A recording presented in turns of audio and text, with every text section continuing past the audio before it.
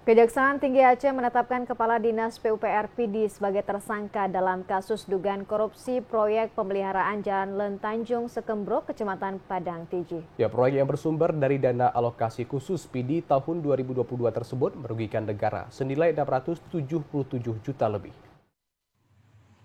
Selain Kepala Dinas PUPR Pidi berinisial BC selaku kuasa pengguna anggaran, Kejaksaan Aceh juga menetapkan 3 tersangka lainnya. Ketiganya yakni RT selaku PPTK, MF selaku pelaksana, dan FS selaku konsultan pengawas.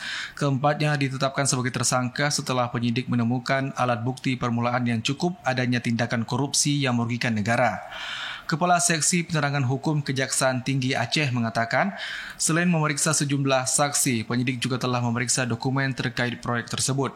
Dalam pemeriksaannya, penyidik menemukan ketidaksesuaian material yang digunakan dalam pelaksanaan kegiatan sebagaimana spesifikasi kontrak. Selain itu, fungsi pengawasan pada proyek ini juga tidak dilakukan dengan benar dan PPTK meminta pembayaran 100%. Akibatnya, sesuai hasil perhitungan kerugian negara dirugikan senilai 677 juta lebih dari pagu anggaran 6 miliar 21 juta rupiah. Setelah penyidik melakukan pemeriksaan dan peningkatan penyidikan ini, pada bulan Desember akhir kemarin telah dilaksanakan gelar perkara. Dari hasil gelar perkara itu telah ditetapkan 4 orang tersangka. 1 BC, inisialnya selaku PNS, dia adalah pengguna anggaran. Kedua RD, dia adalah PNS yang menduduki jabatan sebagai PPTK. Yang ketiga MF, dia adalah pelaksana kegiatan ini. Dan 4 FS selaku konsultan pengawas.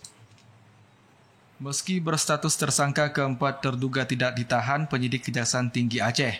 Keempatnya disangkakan melanggar pasal 3 ayat 1 Undang-Undang Nomor 17 Tahun 2013 tentang Keuangan Negara, pasal 21 ayat 1 Undang-Undang Nomor 1 Tahun 2004 tentang Pembendaraan Negara, dan Perpres Nomor 16 Tahun 2016 tentang Pengadaan Barang dan Jasa.